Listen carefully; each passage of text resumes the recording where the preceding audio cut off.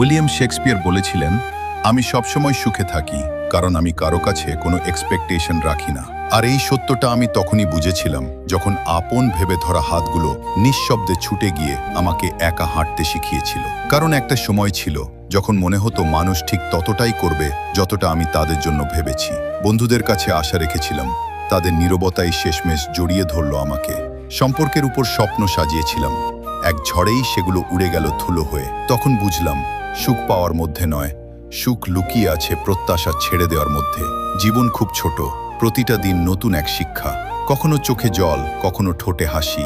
জীবন তার আলো অন্ধকারে আমাদের নতুন করে চিনতে শেখায়। তাই বলার আগে একটু শুনে নাও, খরচ করার আগে একটু গুনে নাও, ঘৃণা করার আগে ভালোবাসাকে বেছে নাও, কাউকে কষ্ট দেওয়ার আগে নিজে অনুভব করে দেখো, হাল ছাড়ার আগে শেষবার চেষ্টা করো, আর মরার আগে সত্যিকার অর্থে বেঁচে নাও।